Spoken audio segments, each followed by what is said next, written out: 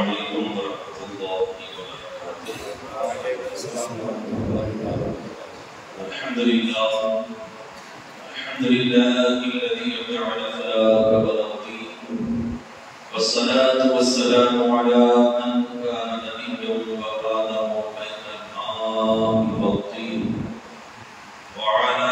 آله وأصحابه أجمعين أما بعد، فأعوذ بالله من الشيطان الرجيم، بسم الله الرحمن الرحيم، فاذكروني أذكركم، صدق الله مولانا العظيم وصدق رسوله النبي الأمين المكين الكريم، ونحن على ذلك لمن الشاهدين والشاكرين والحمد لله رب العالمين۔ آئیے سب سے پہلے ہم سب مل کر اپنے آقا و مولا تاجدار مدینہ سرور قلب و سینہ صدر کائنات فخر موجودات سیدنا احمد مصطفیٰ محمد مصطفیٰ صلی اللہ علیہ وسلم کی بارگاہ بسطام میں درود و سلام کا انتہا پیش کریں اور پڑھیں اللہم صلی علی سیدنا نبینا و مولانا محمد العبد الجود والکرم وآلہ وبارک وسلم۔ ساری کائنات میں کوئی نہیں ایسا، ساری کائنات میں کوئی نہیں ایسا جو ہو رفعت میں ہمارے نبی جیسا۔ رفعت بلندی اعلیٰ مرتبے میں ہمارے نبی جیسا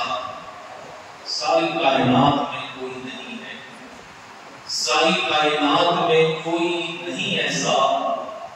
جو ہو رفعت میں ہمارے نبی جیسا، اور ہزار تلاش کر لو مگر کبھی نہ پاؤ گے، ہزار تلاش کر لو مگر کبھی نہ پاؤ گے کوئی حسین ابن علی جیسا، کوئی شہید حسین ابن علی جیسا۔ تو حسین ابن علی تیری شہادت کو سلام، اے حسین ابن علی تیری شہادت کو سلام۔ دین حق اب نہ کسی دور میں تنہا ہوگا۔ آج 29 ذی الحجہ اور ہو سکتا ہے کل 1 محرم کو، یعنی اسلامی مہینے کا یہ آخری دن اور آنے والا جو مہینہ ہے وہ اسلامی سال کا پہلا دن، اسلامی سال کا آخری دن آج، اور ہو سکتا ہے اسلامی سال کا آخری دن کل ہو۔ ہم دعا کرتے ہیں کہ گزشتہ سال میں ہم سے جتنے بھی گناہ ہوئے اللہ سارے گناہوں کو معاف فرما دے، اور جتنی عبادتیں ہم نے کی اللہ ساری عبادتوں کو قبول فرما دے، اور آنے والے اسلامی سال میں اللہ حسنین کریمین کے صدقے میں ہمیں پورا سال زیادہ سے زیادہ نیکیاں کرنے کی توفیق عطا فرمائے، اور اللہ تعالیٰ حسنین کریمین کی والدہ کے صدقے میں ہم سب کو گناہوں سے بچنے کی پورا سال توفیق عطا فرمائے۔ آج اس ماحول میں اگر ہم نظر ڈالیں، کہیں شادی کا موقع ہو یا کسی کے گھر میں کوئی پرسنگ ہو اور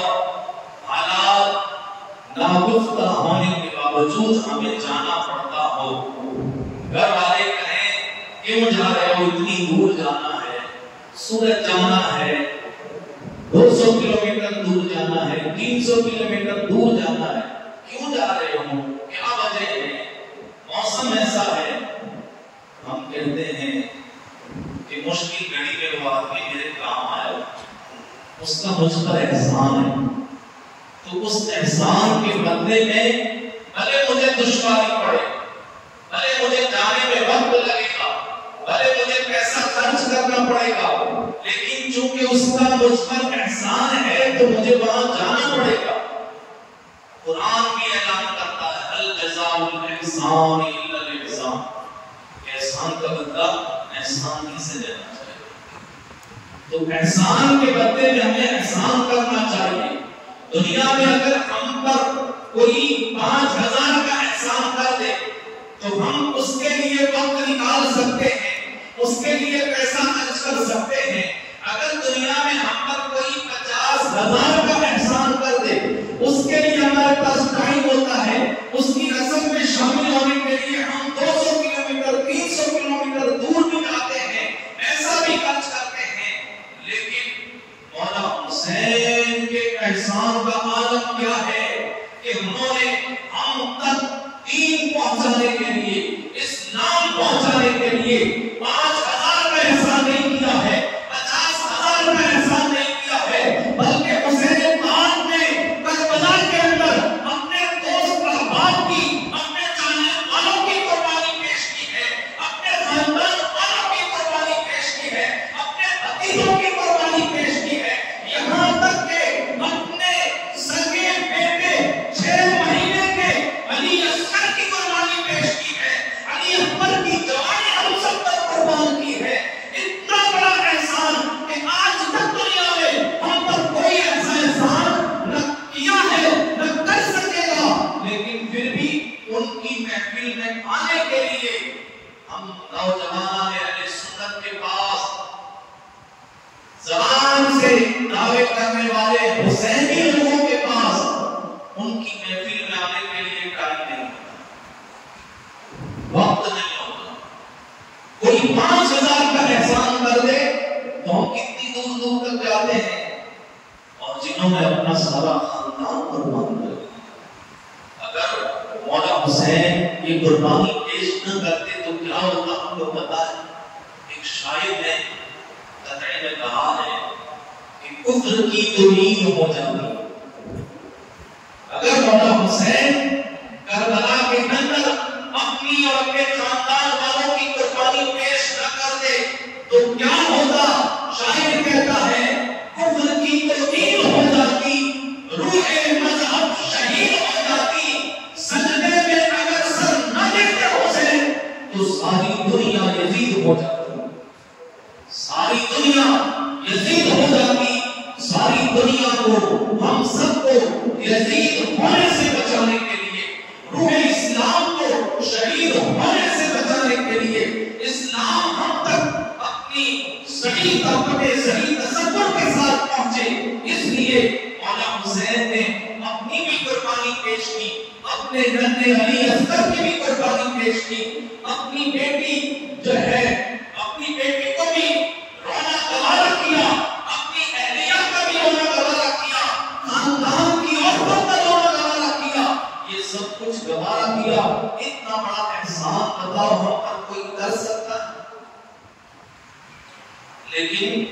یاد رکھیں جانے والے 2 قسم کے ہوتے ہیں۔ آج میں کیٹیگری بتا دے جاتا ہوں، فیصلہ ہمیں کرنا ہے، ہم کس کیٹیگری میں آتے ہیں۔ حسین پاک کو خط لکھ کر کے بلایا تھا کوفہ والا، زبان سے تو ان کے بھی دعوے تھے کہ ہم حسینی، ہم چاہنے والے ہیں حسین پاک کے، ہم محبت کرنے والے ہیں، اسی لیے سینکڑوں خط لکھ کر کے مولا حسین کو انہوں نے بلایا۔ یہ بھی چاہنے والے ہیں، اور ایک وہ 72 ساتھی مولا حسین کے ساتھ یہ بھی چاہنے والے تھے، لیکن جنہوں نے بلایا تھا کوفہ والوں نے، جب ابن زیاد آیا اور اس نے ڈرایا دھمکایا یا مال کی لالچ دی، جائیداد کی لالچ دی اور حکومت کے پاکوں کی لالچ دی، تو اب معاملہ الگ ہو گیا۔ اب وہ محبت جو صرف زبان تک تھی، دل تک نہیں پہنچی تھی، وہ ختم ہو گئی، وہ ختم ہو گئی، وہ دل تک نہیں پہنچی تھی، اس لیے ڈر کی وجہ سے اب وہ محبت ختم ہو گئی، لالچ کی وجہ سے اب وہ محبت ختم ہو گئی۔ لیکن وہ 72 کے ساتھ میں کہ جن کو ڈرایا بھی گیا، جن کو لالچیں بھی دی گئی، اور انہیں یہ بھی کہا گیا کہ اگر ساتھ میں رہو گے تو پھر اپنی جان بھی دینی پڑے گی، تو انہوں نے زبان حال سے کی بات کہی کہ مال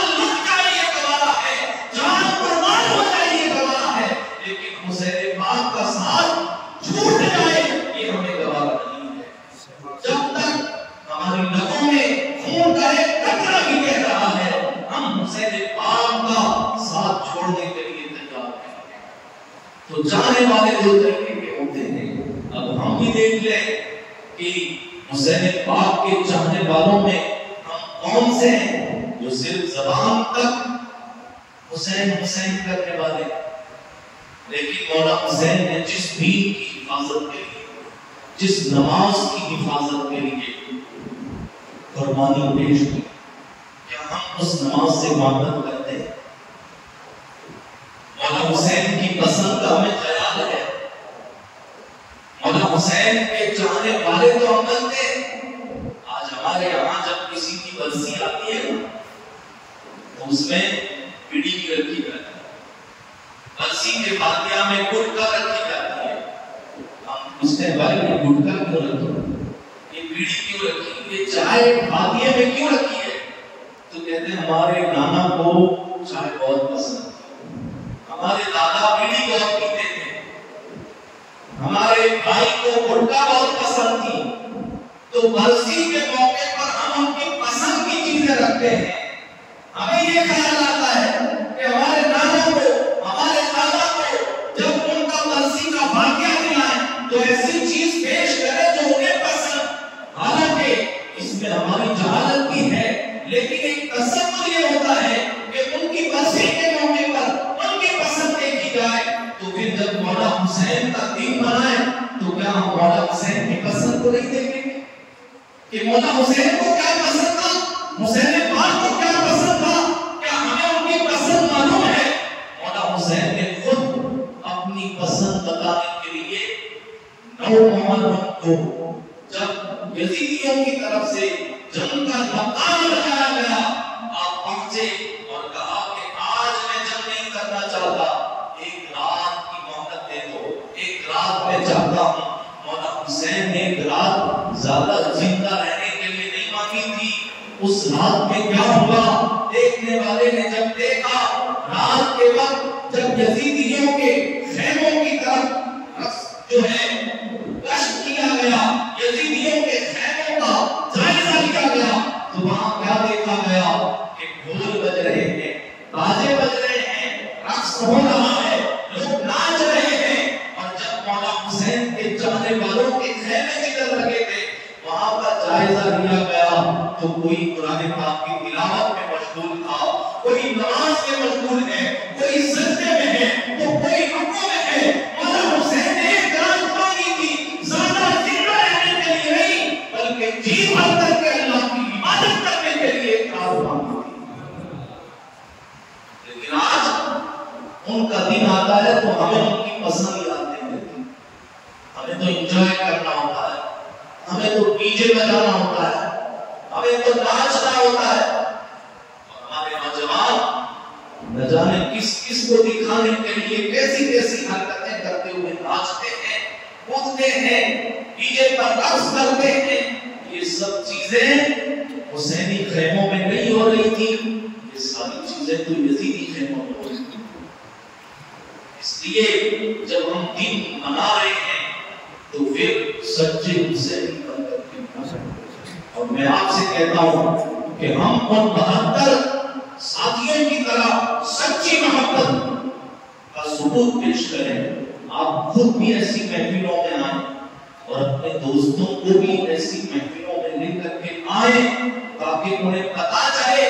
کہ حسینیت کیا ہے اور یزیدیت کیا ہے، حسینی کردار کیا ہے اور یزیدی کردار کیا ہے، مولا حسین کی سچی محبت کیا ہے اور مولا حسین کی صرف زبانی محبت کا معاملہ کیا ہے، وہ پتا چلے. اس لیے ایک محفلوں میں آپ ضرور تشریف لائیں. ان تمہیدی کلمات کے بعد اپنے موضوع کی طرف چل رہا ہوں. جو موضوع مجھے دیا گیا کہ مولا حسین کے والد ماجد حضرت علی کرم اللہ تعالی وجہ الکریم کو آج کچھ لوگ سب سے افضل بتانے کی کوشش کرتے ہیں. اور معاذ اللہ آج تو جو سوشل میڈیا استعمال کرتے ہیں انہیں معلوم ہوگا ان نوجوانوں کو کہ آج شیخین کریمین حضرت ابوبکر صدیق اور حضرت عمر فاروق اعظم رضی اللہ تعالی عنہ کی افضلیت کی بات تو ختم، ابھی تو ان کے ایمان پہ بات آنے لگی.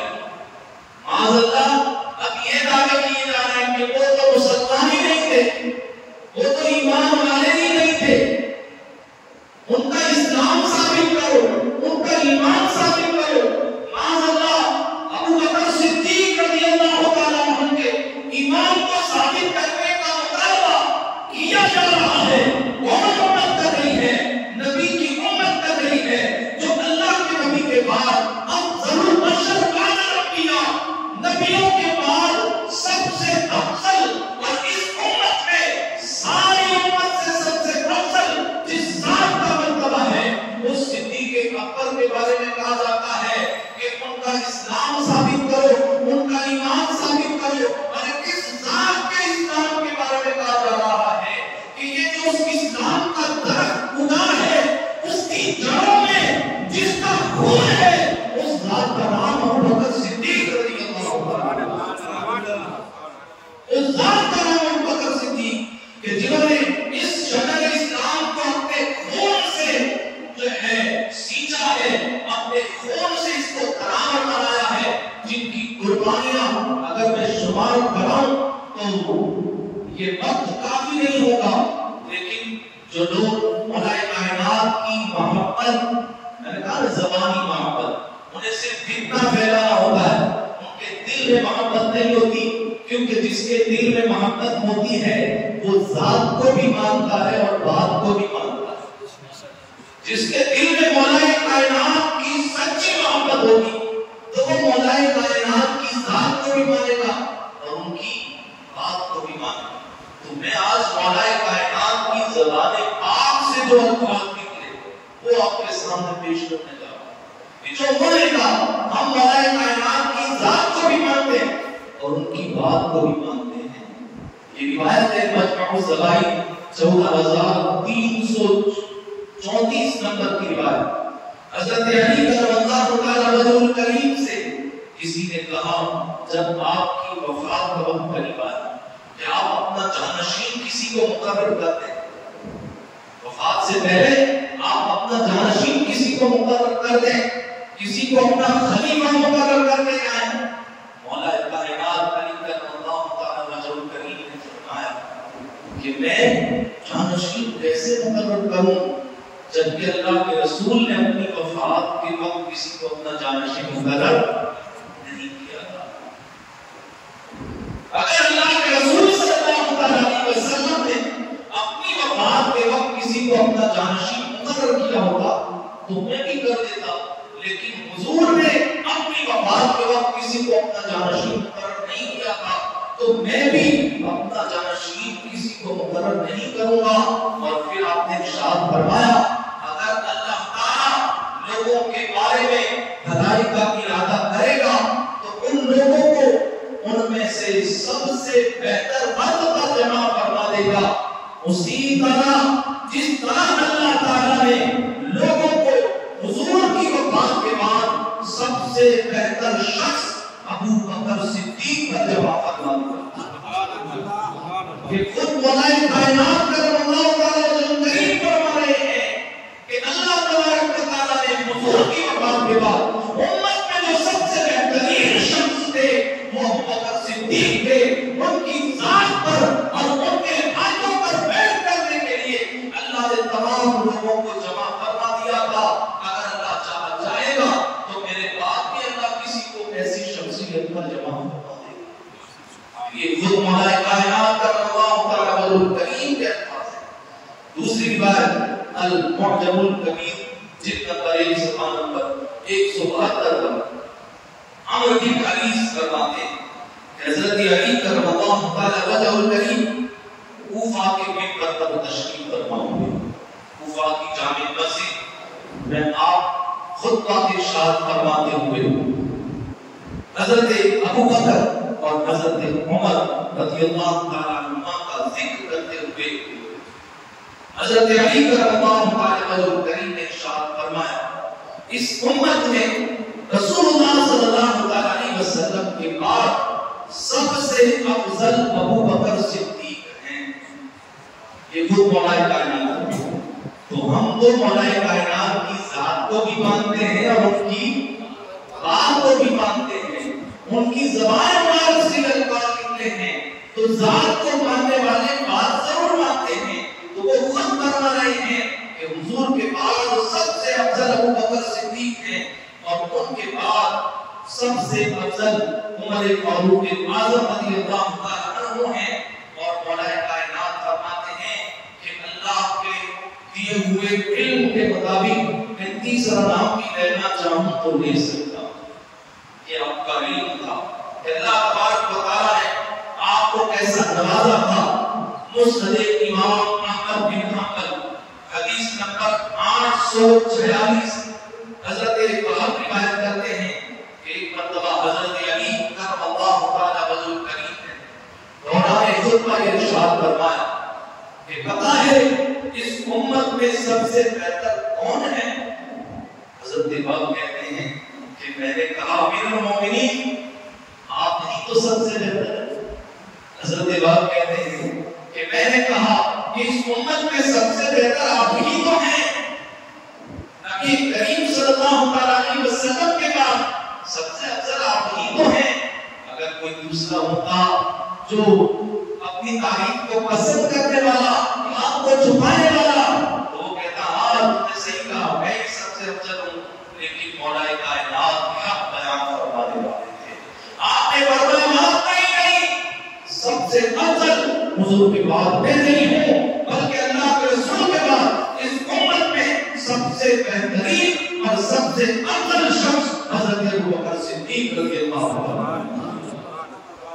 اور حضرت ابو بکر صدیق رضی اللہ عنہ کے بعد اس امت میں سب سے افضل فاروق اعظم رضی اللہ عنہ ہیں. اور اللہ تبارک و تعالی نے اس میں کوئی تعجب نہیں ہے کہ حضرت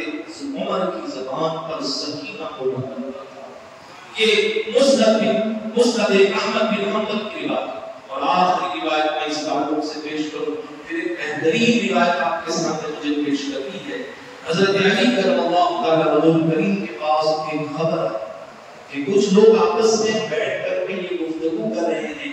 کہ اس امت میں سب سے افضل ابو بکر صدیق نہیں ہے, فاروق اعظم نہیں ہے. اس امت میں سب سے افضل حضرت علی کرم اللہ تعالی وجہ کریم ہے. جب یہ بات آپ تک پہنچی پہنچانے والے نے آپ کو یہ خبر پہنچائی تو آپ نے سب کو اکٹھا ہونے کا حکم دیا کہ سب کوفہ کی جامع مسجد میں آئے. یہ رسول اللہ صلی اللہ علیہ وسلم کی سنت مبارکہ تھی. حضور کی جب کوئی ایسا معاملہ ہوتا تو سارے مدینے والوں کو مسجد نبوی میں جمع ہونے کا حکم دیتے اور پھر منبر پر آ کر کے ان کے سامنے حق بات بیان فرماتے. حضرت علی نے بھی حضور کی سنت پر عمل کرتے ہوئے جب آپ تک یہ خبر پہنچی کہ لوگ آپ کو حضرت عمر پر اور حضرت ابو بکر صدیق پر فضیلت دے رہے ہیں اور کہہ رہے ہیں کہ علی ان سے افضل ہیں, علی ابو بکر سے بھی افضل ہیں, علی عمر فاروق اعظم سے بھی افضل ہیں. جب یہ باتیں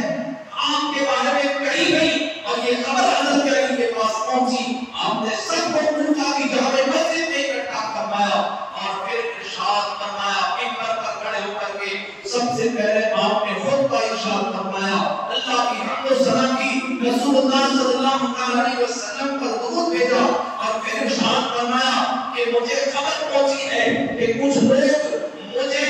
ابو بکر پر فضیلت دیتے ہیں, فاروق اعظم پر فضیلت دیتے ہیں.